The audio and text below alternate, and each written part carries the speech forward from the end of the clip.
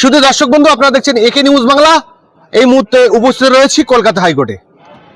2021 সালে আব্বাস সিদ্দিকের নেতৃত্বে ইন্ডিয়ান সেকুলার ফ্রন্ট অর্থাৎ আইএসএফ এর আত্মপ্রকাশ ঘটে। তিল তিল করে তার ভাই নওশাদ সিদ্দিকী দলের চেয়ারম্যান, তিনি সারা পশ্চিমবাংলা ঘুরে আস্তে আস্তে করে সংগঠন তৈরি করে। 30 থেকে 35% সংখ্যালঘু শুধু নয়, হিন্দু, মুসলিম, জৈন, খ্রিস্টান সবাই কিন্তু নওশাদ সিদ্দিকীর পছন্দের পাত্র হয়ে উঠেছেন। আর সেই পছন্দের পাত্রে ভাগ বসাতে আমরা দেখতে পাচ্ছি 2026-এর ঠিক বিধানসভার মুখে একের পর এক মুসলিম নেতারা তারা নিজেদের দল তৈরি করছেন। একদিকে হুমায়ুন কবির, আর একদিকে নওশাদ সিদ্দিকীর জামাইবাবু অর্থাৎ তানার চাচার জামাই পীরজাদা রুহুল আমিন, তিনি আজকের দল ঘোষণা করলেন। বাঁ হাত দিয়ে নওশাদ সিদ্দিকী কি হাত মজবুত করছেন, না তার হাত কাটার ব্যবস্থা করছেন?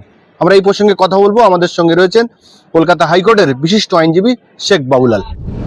দেখুন, ভারতবর্ষে গণতান্ত্রিক রাষ্ট্র, এই ভারতবর্ষে আমরা যদি গণতান্ত্রিক ইতিহাস দেখি, নির্বাচনের ইতিহাস দেখি, এই গণতন্ত্রে সে সংসদীয় গণতন্ত্র হোক আর রাজ্যকেন্দ্রিক হোক না কেন, সব ক্ষেত্রেই কিন্তু একটা জোট রাজনীতি খুব বড় একটা ফ্যাক্টর।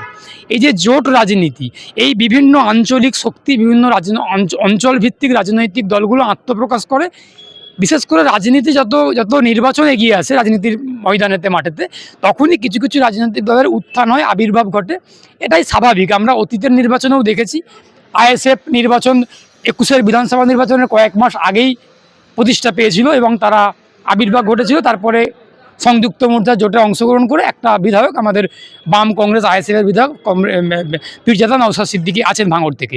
সুতরাং নির্বাচন যত এগিয়ে আসবে তত বিভিন্ন রাজনৈতিক দল, অঞ্চল ভিত্তিক, আঞ্চলিক, রাজ্যভিত্তিক দলের আবির্ভাব ঘটবে। গণতন্ত্রের একটা গুরুত্ব আছে, গণতন্ত্রের গ্রহণযোগ্যতা রয়েছে।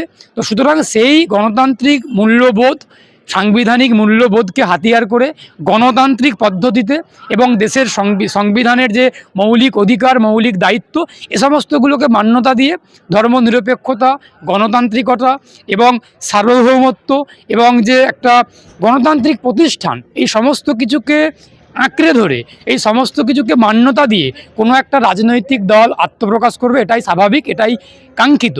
এবার এই আজকে যে দলটা প্রতিষ্ঠা হয়েছে বললেন, ঘোষণা হলো, জাতীয় উন্নয়ন পার্টি বলে বললেন। যাই হোক, এমন হয়তো আগামী দিনে আরও অসংখ্য দল তৈরি হবে, তৈরি হওয়াটা স্বাভাবিক। 2021 সালের পর থেকে বাংলার মানুষ, বা 2021 সালের আগে থেকে বাংলার মানুষ, তৃণমূল বিরোধী মানসিকতার মানুষগুলো বিজেপির প্রতি একটা আস্থা রাখছিল যে হয়তো বিজেপি একটা এমন রাজনৈতিক দল যারা তৃণমূলের সঙ্গে মুখোমুখি লড়াই করতে পারবেন এবং যারা তৃণমূলকে হারাতে পারবে, বাংলার মাটিতে হারিয়ে একটা বিজেপির সরকার, নতুন একটা বিকল্প সরকার তৈরি হবে। এই আশা নিয়ে বাংলার মানুষ বিজেপিকে 77 এমএলএ দিয়েছিল 21-এর বিধানসভা নির্বাচনে। তারপরে যে নির্বাচনগুলো হয়েছে, লোকসভা নির্বাচন, পঞ্চায়েত নির্বাচন, এই যে নির্বাচনগুলো হয়েছে, সেখানে কোথাও গিয়ে বাংলার মানুষ মনে করেছেন যে তৃণমূলের বিকল্প আর যাই হোক বিজেপি হতে পারে না, আর বিজেপির বিকল্প আর যাই হোক তৃণমূল হতে পারে না।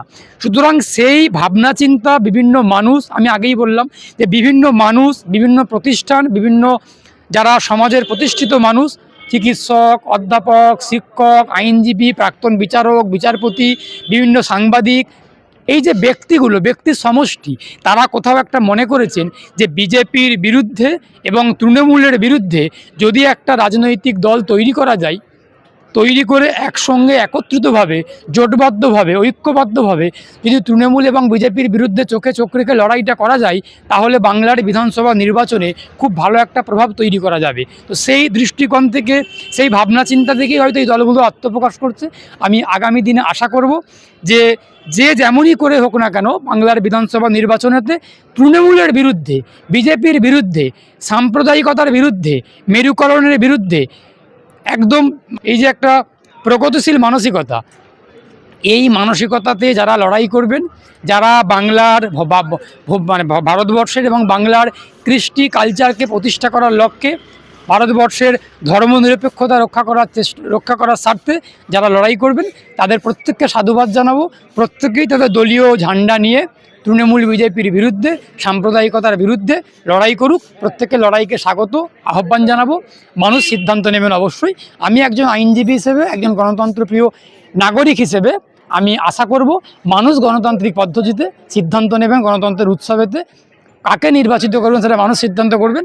আমি আশা করব আগামী দিনে বাম, প্রগতিশীল, ধর্মনিরপেক্ষতা এই যে জোট নেতৃত্ব, বামেদের নেতৃত্বে যে জোটটা হবে, সেই জোটে আশা করব আগামী দিনে অনেক দলই থাকবেন, মানুষ সেই জোটকেই জয়ী করবেন, এটা আশাবাদী। পশ্চিমবাংলায় 30 থেকে 35% মুসলমান রয়েছে, তাদের বলার জন্য কংগ্রেসের এমএলএরাও বলতো না, সিপিএম এর এমএলএরাও বলতো না, এবং তৃণমূলের এমএলএরাও বলতো না। সেই দিকে খেয়াল করে 2021 সালে নওশাদ সিদ্দিকী তারা একটা দল তৈরি করেন, আইএসএফ, অর্থাৎ যথেষ্ট জনপ্রিয়তা পেয়েছে। সেই জায়গায় যে নতুন করে জনতা উন্নয়ন হুমায়ুনের, জনতা উন্নয়ন রুল আমিনের, সিদ্দিকীর হাতটাকে খাটো করছে না তো, ভেঙে দিচ্ছে না তো? না, আমি তো শুরুতেই বললাম যে গণতান্ত্রিক রাষ্ট্রে প্রত্যেকটা ব্যক্তির এবং প্রত্যেকটা প্রতিষ্ঠানের সম্পূর্ণ অধিকার রয়েছে রাজনৈতিক দল তৈরি করা, সংবিধান এবং আইন মেনে। সে জায়গা থেকে দাঁড়িয়ে 2021-এর বিধানসভা নির্বাচনে আইএসএফ তৈরি হয়েছিল। এখন আজকের 26-এর আসন্ন বিধানসভা নির্বাচনের আগে বিভিন্ন একাধিক রাজনৈতিক দলের উত্থান হচ্ছে বা জন্ম হচ্ছে, এটা স্বাভাবিক। আমি বলছি কি যে প্রত্যেকটা রাজনৈতিক দল, প্রত্যেকটা ব্যক্তি, প্রতিষ্ঠান চাইলে তার মতো করে দল তৈরি করতে পারে। এখন আইএসএফ যে রাজনৈতিক দলটা, তার যে নওশাদ সিদ্দিকী বিধায়ক আছেন, তার আমরা অতীতে পারফরমেন্স দেখেছি, তার বিধানসভাতে তার অ্যাক্টিভিটি আমরা দেখেছি, তার রাস্তায় নেমে লড়াইয়ের যে আমরা ঝাঁজ আমরা দেখেছি, বাংলার মানুষের স্বার্থে, বিশেষ করে মুসলিম, আদিবাসী, দলিত, পিছিয়ে পড়া, অবহেলিত মানুষের জন্য যে তারা কণ্ঠস্বর, সে যে লড়াই জারি রাখছে, লড়াই চালিয়ে যাচ্ছেন, সেটা বাংলার মানুষ আমরা দেখেছি। এই বাংলার মানুষের হয়ে লড়াই করতে গিয়ে তাকে একাধিকবার জেল কাটতে হয়েছে, মামলা হামলা একাধিক কিছু হয়েছে এবং বিভিন্ন কিছু হয়েছে, এটা আমরা দেখেছি। সুতরাং এই সব কিছুর মধ্যেও দাঁড়িয়ে বাংলার মানুষকে যদি কেউ মনে করে বিভ্রান্ত করব অন্য কোনো রাজনৈতিক দল তৈরি করে, বাংলার মানুষ কিন্তু সহজে বিভ্রান্ত হবেন না। আমি আগেও বলেছি যে বাংলার মানুষকে যদি কেউ বোকা মনে করেন, বাঙালিকে যদি কেউ বোকা মনে করেন, মূর্খ মনে করেন, তাহলে কিন্তু তারা ভুল করছেন। বাংলার মানুষ অত্যন্তভাবে রাজনৈতিকভাবে সচেতন, সতর্ক, কিন্তু বাংলার মানুষ প্রত্যেকটা মুহূর্ত পর্যবেক্ষণ করছেন, উপলব্ধি করছেন, ব্যক্তি অভিজ্ঞতা থেকে সিদ্ধান্ত নিচ্ছেন। আগে অভিজ্ঞতাটা হোক, মিষ্টি অভিজ্ঞতা হোক, তিক্ত অভিজ্ঞতা হোক, এই অভিজ্ঞতার মধ্যে থেকেই বাংলার মানুষ সিদ্ধান্ত নেবেন। আগে মানুষের পিঠটা দেওয়ালে ঠেকতে হবে, তবেই আমার যখন পিঠটা দেওয়ালে গিয়ে ঠেকবে, তখনই মনে করবো যে আমার পেছন দিকে আর কিছু নেই, সুতরাং আমাকে আবার সামনের দিকে এগিয়ে যেতে হবে। সুতরাং বাংলার মানুষের দেওয়ালে পিঠটা ঠেকে গেছে। 26-এর নির্বাচন আস্তে আস্তে মানুষের পিঠটা দেওয়ালে ঠেকে গেছে, বাংলার মানুষ সিদ্ধান্ত নেবেন। আইএসএফের মতো কাজ করছেন, সিপিআইএমের মতো কাজ করছেন, প্রত্যেকটা রাজনৈতিক দল তাদের মতো করে কাজ করছেন। বাংলার মানুষের মনে একটাই আওয়াজ বাজছে, বাংলার মানুষের মনে একটাই স্বপ্ন, একটাই উদ্দেশ্য, একটাই লক্ষ্য, যে তৃণমূলকে হারাবো আর বিজেপিকে তাড়াবো। এই বিজেপিকে তাড়াতে, তৃণমূলকে হারাতে বাংলার মানুষ তৃণমূল এবং বিজেপির বিরুদ্ধে গিয়ে মানে গণতান্ত্রিকভাবে, শান্তিপূর্ণভাবে বাম, আইএসএফ যারা যারা থাকবেন এই জোটের মধ্যে, সকলকে নিয়ে ঐক্যবদ্ধভাবে একসঙ্গে লড়াইটা লড়বেন। এখানে কারোর ভোটে ভাগ বসবে না। প্রত্যেকটা রাজনৈতিক দলের কার্যকারিতা, প্রত্যেকটা রাজনৈতিক দলের কর্মসূচি, সক্রিয়তা, তার রাস্তার লড়াই, সমস্ত কিছু দেখেই মানুষ সিদ্ধান্ত নেবেন। সেই দিক থেকে দেখতে গেলে বামেরা এবং আইএসএফ অনেক দূর এগিয়ে থাকবেন, অনেকটা উপরে থাকবেন। বাংলার মানুষ জানে বামপন্থীরা রাস্তায় নেমে লড়াই করছে এবং আইএসএফও লড়াই করছেন, নওশাদ সিদ্দিকীও লড়াই করছেন। মানুষকে ভুল বোঝানো যাবে না, মানুষকে বিভ্রান্ত করা যাবে না। 1000টা দল হলেও কোনো অসুবিধা নেই। 5 বছর নওশাদ সিদ্দিকী তিনি একটা দল তৈরি করে সংখ্যালঘু মুসলিমদের কাছের মানুষ হয়ে গিয়েছে, সেই জায়গা থেকে এই হুমায়ুন একটা দল তৈরি। আপনার চিন্তার কোনো বিষয় নেই, আপনাদের চিন্তা করার কোনো ব্যাপার নেই। আমি আমার বক্তব্যে আবারও বললাম, আমার বক্তব্যে রন্ধে রন্ধে ছত্রে একই কথা ছিল যে যতই রাজনৈতিক দলের উত্থান জন্ম হোক না কেন, বামেদের যে কর্মসূচি, বামেদের যে আন্দোলন, যা প্রতিবাদের ঝাঁজ, অন্যায়ের বিরুদ্ধে রাস্তায় নেবে রাস্তার লড়াই, বামেরা আমরা হেঁটেও লড়াই করি, আমরা কোটেও লড়াই করি, আমরা নেটেও লড়াই করি। নেটেও লড়াই চলবে, হেঁটেও লড়াই চলবে, কোটেও লড়াই চলবে। এই কোটের লড়াই, হেঁটের লড়াই আর নেটের লড়াই, এই লড়াইতে আমরা এগিয়ে আছি। মানুষ হয়তো একটু বিপথে চালিত হচ্ছেন, একটু বিভ্রান্ত হচ্ছেন। 26-এর নির্বাচনে মানুষ সঠিক সিদ্ধান্ত নেবেন।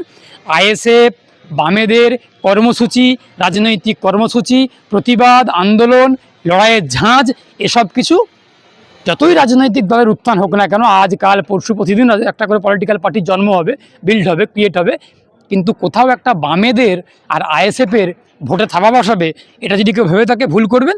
একত্রিতভাবে লড়াই হবে, লড়াইয়ের মতো করে অবশ্যই হবে। মানুষ সিদ্ধান্ত নেবেন। আমরা আশাবাদী, মানুষের মেজাজ যেটা বুঝতে পারছি যে মানুষ বাম এবং আইএসএফের নেতৃত্বে যে জোটটা তৈরি হচ্ছে, সেই জোটের পক্ষেই পালেতেই হাওয়া দেবে।